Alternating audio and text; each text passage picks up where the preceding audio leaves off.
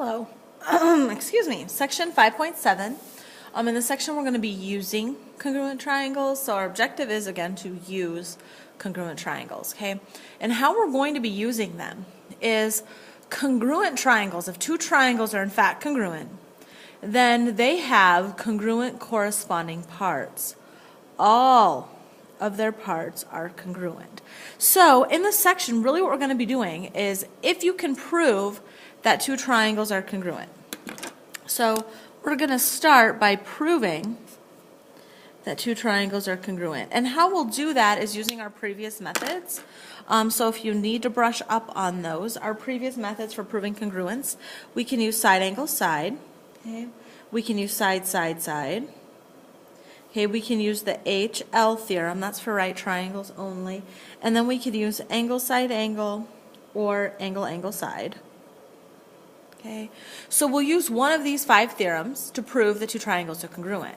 Because once I have that they're proved that they're congruent, then I know all the rest of their parts must be congruent as well. Okay, so here we're going to just jump right into an example on how to do this. Explain how you can use the given information to prove that the hang glider parts are congruent. So we want to prove all the hang glider parts are congruent, and really we want to prove that QT, Q to T, this distance here from Q to T, is congruent from S to T. We want to prove those two pieces are congruent. And this is the information we know. We know angle 1 is congruent to angle 2. If you see angle 1 is this exterior angle, angle 2 is this exterior angle. Okay. And RTQ is congruent to RTS. So I'm going to start by drawing this picture again. As best I can. Let's see, it's coming straight down. And then we'll connect this here. Like this. Let's extend this side out a bit. I'm going to sketch this outside of all of the color in the pictures and whatnot so we can just see the basics. Alright, so this is R, this is point T, this is Q, this is S, angle 1's right in here. Angle 2's right in there. Okay. Now our given is I know angle 1's congruent to angle 2. So I know this angle is congruent to this angle. Okay.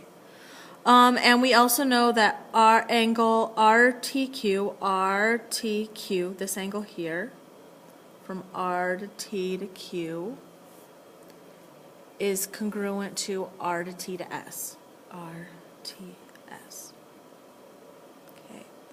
So again, my whole process in this lesson is proving that two triangles are congruent. So really I want to start by proving this triangle is congruent to this one. Well, I can't prove triangles congruent without at least one side. Well, we have this side in the middle would be congruent to itself. So we know in my explanation I'll say RT, segment RT is congruent to RT because of the reflexive property.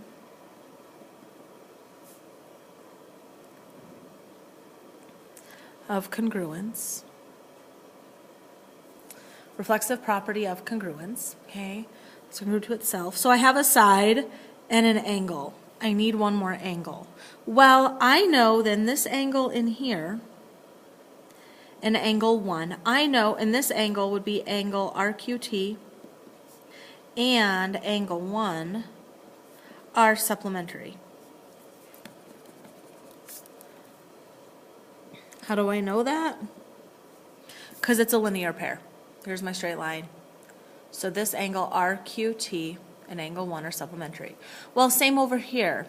Angle RST and angle 2 are supplementary. But we know angle 1 here and angle 2 are congruent up here.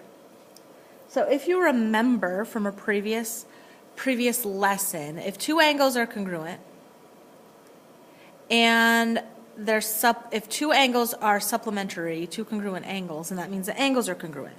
So then I can say this angle and this angle are congruent. So we know angle RQT is congruent to angle RST because of it's actually the congruent supplements theorem. So we'll go by the congruent supplements theorem. So now I know this angle here is congruent to this angle here. So if we do a little bit of highlighting, I know this side is congruent to this side, so we have congruent side. And then we have angle, congruent to angle. And then we have angle, congruent to angle. So if you notice here, we have angle, angle, side, angle, side congruence. So we know, kind of running out of room here, draw it too big. So I know triangle RQT congruent to RQT congruent to triangle RST by angle, angle, side. Well, if the two triangles are congruent, that means all their pieces are congruent. So that means that, like, okay, this piece congruent to this piece congruent to this piece, and this angle congruent to this angle.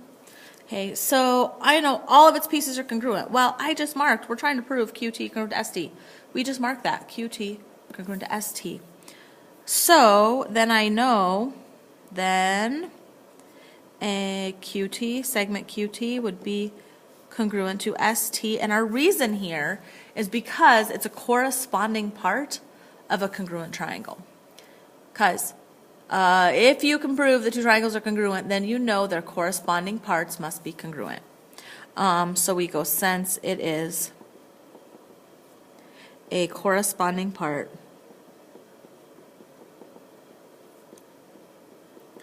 of congruent, I'm going to use the symbol triangles just to shorten it up. Since it is a corresponding part of a congruent triangle. Okay. So again, our whole process in this section is going to be proving two triangles are congruent using one of our theorems. So then if I know the two triangles are congruent, then I know all their pieces must be. Okay, and that can get me to that last proof. Okay, we're actually going to skip example 2 for right now, and we're going to flip over to example 3. Okay, so here we want to use the given information to write a plan for a proof. We don't actually have to write the actual proof. We're just going to come up with a plan. So we're given angle 1 is congruent to angle 2, angle 3 is congruent to angle 4. We want to prove that triangle BCE, that's this little triangle, BCE is congruent to DCE, this little triangle. We want to prove those two triangles are congruent. Okay. All right, so what I'm going to do is I'm actually going to draw this. I'm going to use my template here, and I'm going to kind of sketch what's going on here, kind of. But I'm going to sketch them separately. I'm going to draw, there's the top triangle. Let's say this is C, this is D, this is A. That's point A. Oh, sorry, you couldn't see. This is A out there. Okay, and then it's really just basically that triangle flipped over for the other one. I'm going to draw them separately. Oh, my template's kind of broke.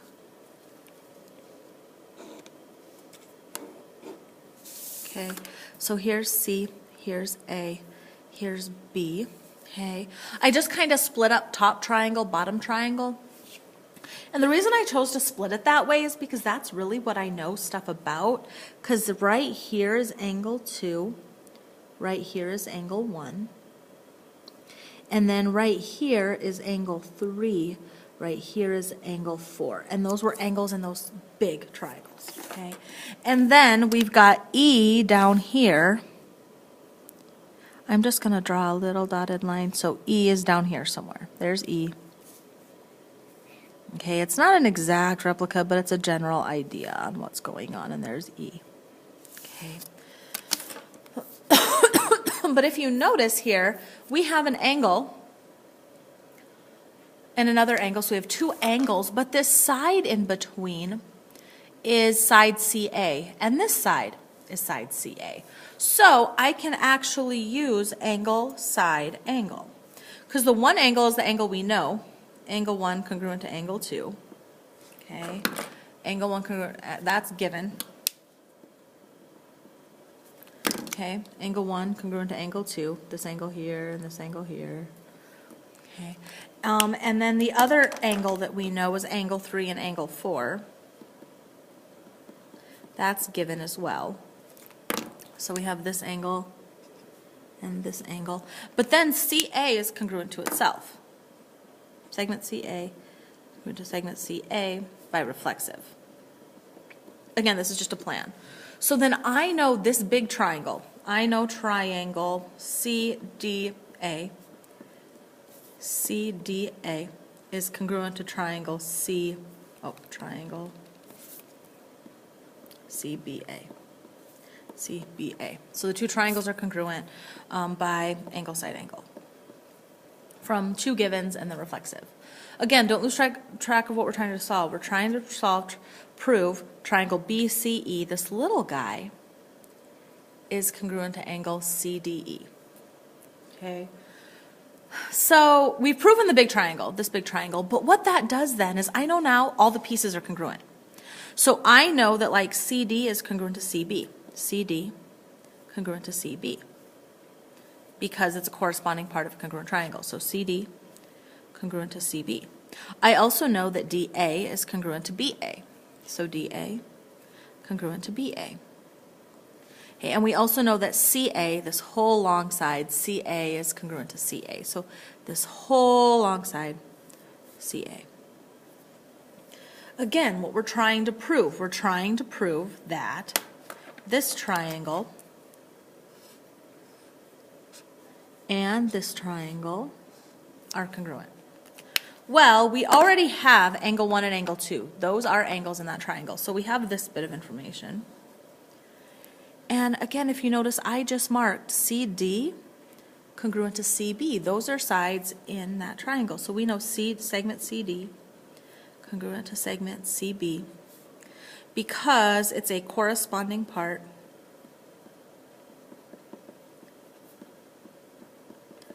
of congruent triangles. Okay. Same reason we had for that last step here. It's a corresponding part of congruent triangles. We use this reason so often that we actually shortcut it into CP, CT, corresponding part of congruent triangle. Okay. Make sure you know what this, make sure you know this. You know what it means, CPCT. Okay, so you can use it in your proofwriting, but you better make sure you know what that means, CPCT, because I will be asking. Okay, so it's a corresponding part of a congruent triangle. Okay, so there I have a side. Okay, so we have this side, and we have an angle. Okay, so we need one more side. We could do DE, but I don't know anything about DE compared to BE.